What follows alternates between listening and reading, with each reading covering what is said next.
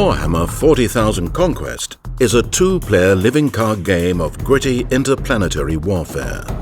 By hurling you into a life-and-death combat for the Traxxas sector, Warhammer 40,000 Conquest forces you to secure your hold over the sector's key planets.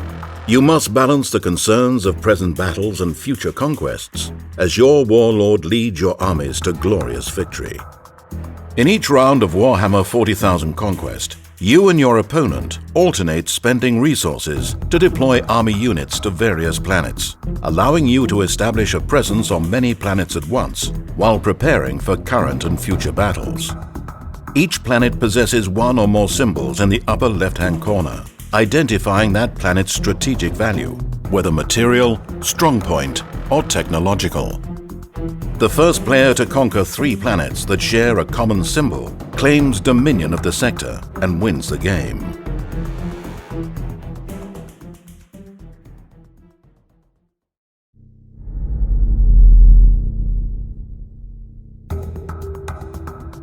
At the start of the game, each player chooses which warlord he wishes to command, placing his warlord, deck, and command dial in front of him in an area referred to as his headquarters. The players then shuffle the 10 planet cards and deal 7 of them in a line face down between both players' headquarters. The player who holds the initiative token starts the game by revealing the first 5 planet cards from left to right. The final 2 planets remain face down, and the first planet token is placed on the furthest planet to the left. In the following play example, Player 1 is commanding Nasdreg and the brute ferocity of the Orcs, while Player 2 is commanding Captain Cato Sicarius and his fearsome Space Marines. Each player draws a number of cards equal to his warlord's starting hand size value. In this case, both players draw 7 cards. Each player also takes a number of resources equal to his warlord's starting resource value, also 7, and places them in his resource pool.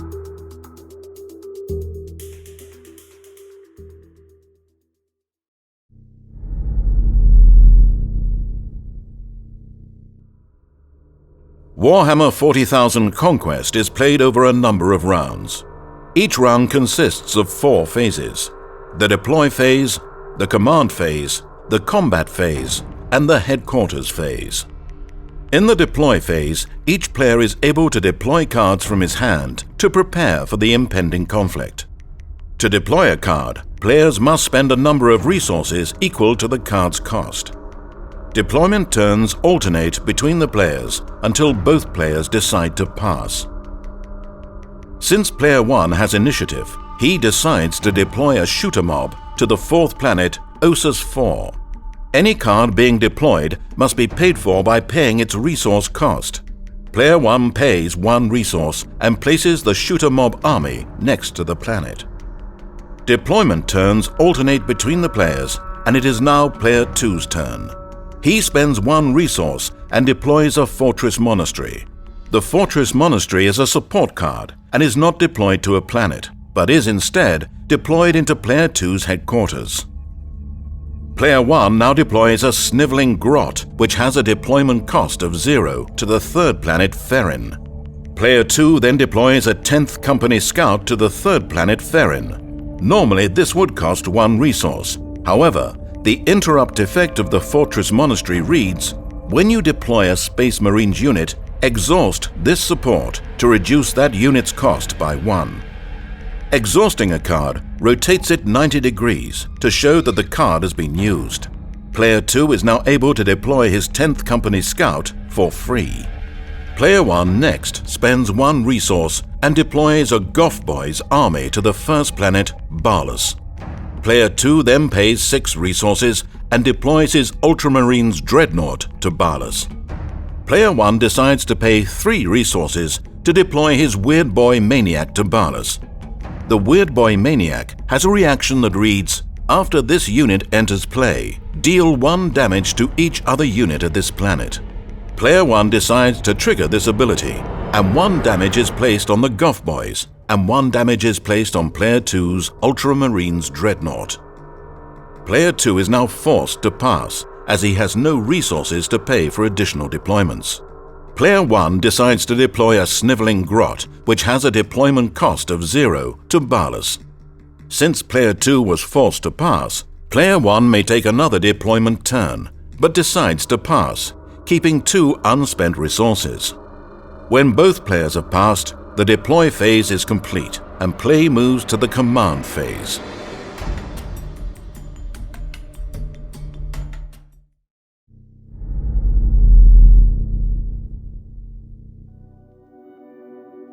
The command phase is split into 2 steps, the commitment step and the command struggles step.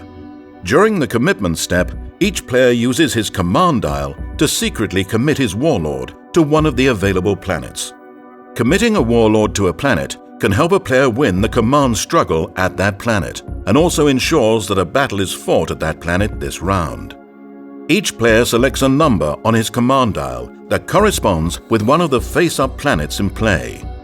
The first planet always corresponds to the number 1 on the dial, with each subsequent planet corresponding to the next number on the dial. After each player has secretly made his selection and set his dial, both players reveal their dials simultaneously. Player 1 reveals a 1, which correlates to the planet Balus, and Player 2 reveals a 4, which correlates to the planet Osus 4. Both players simultaneously commit their warlord to the planet chosen. The second step in the command phase is the command struggles step. This step represents the strategic battle for resources and influence at each planet. The command struggles step begins at the first planet, in this case, planet Balus. A player automatically wins a command struggle if he is the only player who has already warlord present at that planet. Player 1 wins the command struggle at planet Balus because he has the only warlord present. For winning the command struggle at planet Balus, Player 1 gains the right to take both of that planet's resource and card bonuses.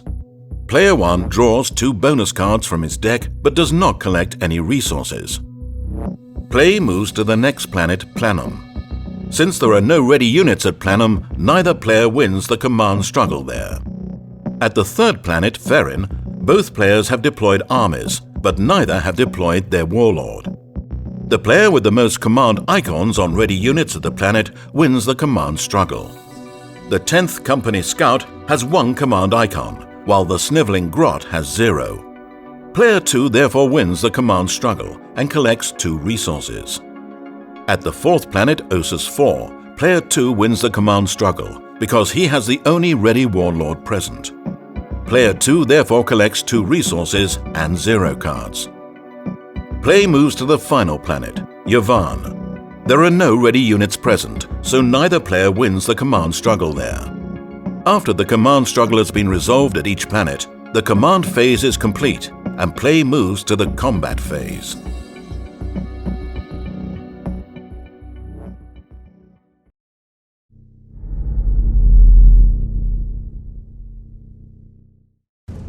The combat phase represents the direct clash of armies on the field of battle. During combat, a battle is fought at the first planet, and at each planet at which at least 1 warlord is present. When a player wins a battle at the first planet, he also wins that planet and places it in his victory display.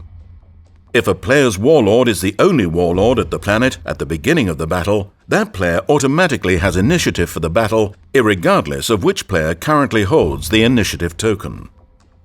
Balus is currently the first planet, and Player 1's warlord, Nazdreg, is the only warlord present, so Player 1 automatically has the initiative for this battle and will attack first.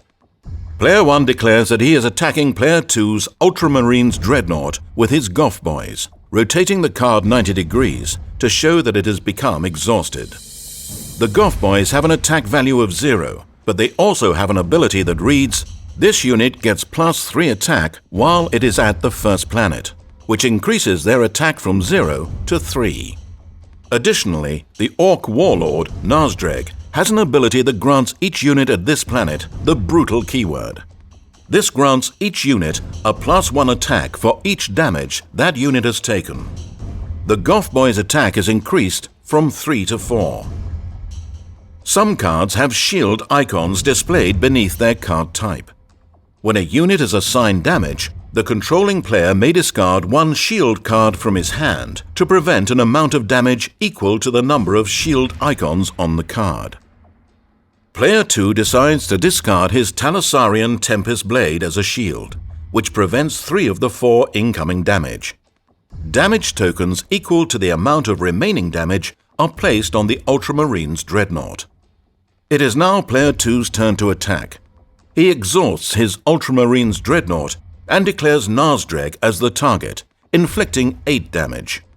Player 1 decides to discard his Cyborg body, which has 3 shield icons, in order to reduce the amount of damage by 3, and 5 damage tokens are placed on Nazdreg. Player 1 now chooses to exhaust Nazdreg and attacks the Ultramarine's Dreadnought. Player 2 chooses not to discard a shield card, so 2 damage tokens are placed on the Dreadnought. Player 2 has no other ready units at Balus. However, between each attack in a battle, each player has the opportunity to play cards with action abilities. Player 2 has a Drop Pod Assault card, which reads, Combat Action. Target a planet where a battle is taking place. Search the top 6 cards of your deck for a Space Marines unit with a printed cost of 3 or lower. Put that unit into play at the targeted planet and place the remaining cards at the bottom of your deck in any order. Player 2 pays the Drop Pod Assault's resource cost of 2 and searches the top 6 cards of his deck. Only the Tactical Squad Cardinus meets the requirements of the Drop Pod Assault, so Player 2 chooses it and places it into play at Planet Balus. Since Player 1 made the last attack in the battle, Player 2 still has the opportunity to attack. Player 2 exhausts the Tactical Squad Cardinus, deciding to use its area effect, which reads, When this unit attacks, it may instead deal its area effect damage to each enemy unit at the planet. 1 damage is dealt to each of Player 1's units. Anytime a unit has as much or more damage on it as it has hit points, the unit is destroyed. Player 1 decides to exhaust his Weird Boy Maniac and attacks Player 2's Ultramarine's Dreadnought, dealing 2 attack value damage and 1 bonus attack damage because it gains Brutal from Nazdreg. All units of the planet are now exhausted, which marks the end of the combat round. But the battle is not yet over. Each unit is returned to the ready position, and each player has the opportunity to retreat any number of his units in the battle by returning them to his headquarters. Neither player decides to retreat any units, and the combat at Planet Balus continues. Player 1 has the initiative, so he makes the first attack. He exhausts his Weird Boy Maniac and deals 2 attack value damage and 1 bonus attack damage because it gains Brutal from Nazdreg to the Ultramarine's Dreadnought, destroying it. Player 2 responds by exhausting his Tactical Squad Cardinus to perform its area effect attack, dealing 1 damage to the Weird Boy Maniac and 1 damage to Nazdreg. Nazdreg has sustained enough damage to equal his hit point value. However, unlike armies, warlords have a hail state and a blooded state. When a warlord equals or exceeds his hit point value, he is flipped to his blooded state and is forced to retreat to his headquarters.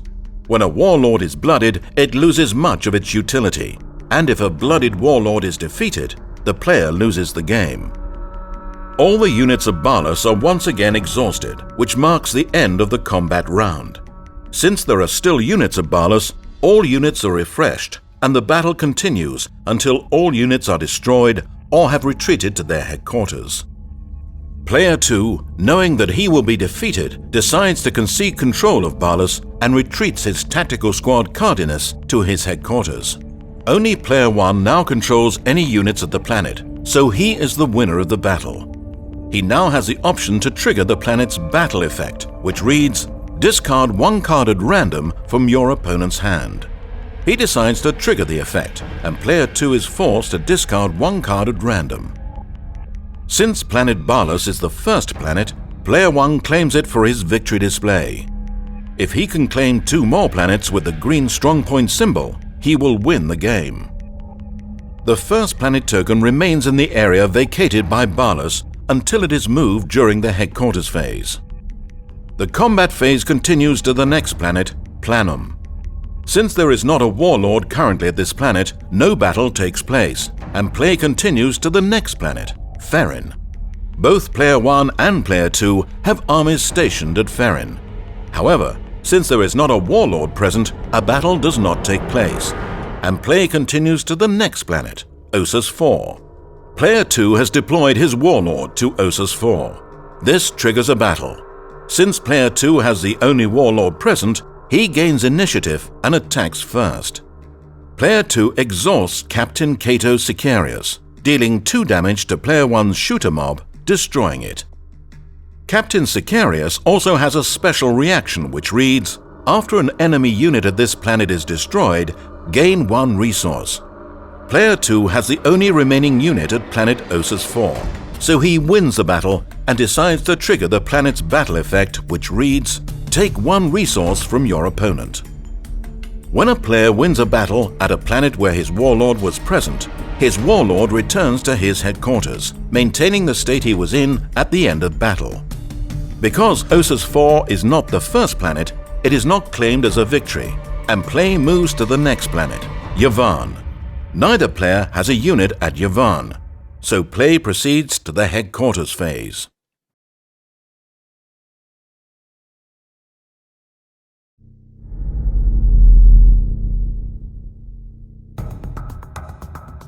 The headquarters phase represents a chance for the 2 sides to regroup at their respective headquarters, resupply with vital resources, and reassess the state of the conflict.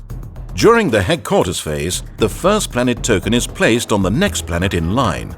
A new planet is revealed. Each player draws 2 cards and takes 4 resources from the token pool. All exhausted cards are readied, and the initiative token is passed to the other player. Play now proceeds to a new deploy phase, and the game continues until one player has collected 3 planets that share a common type in his victory display, or until one player's warlord is blooded, then defeated, eliminating him from the game.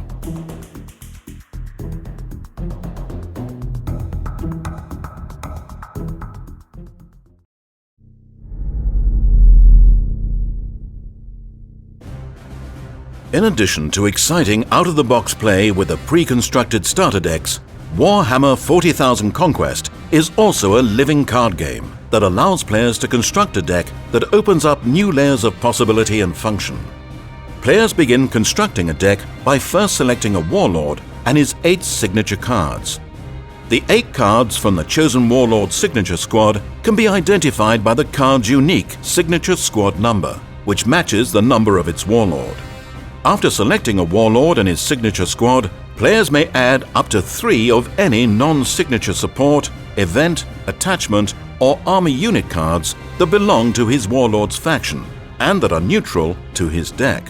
Additionally, players may add up to 3 of any unit, support, event, or attachment cards from one and only one of his 2 neighboring factions on the alignment wheel, as long as those cards do not have a loyal or signature symbol. The 41st millennium is an age of warfare and darkness. Summon your warlord and his armies and march to glorious victory. The battle for conquest has begun.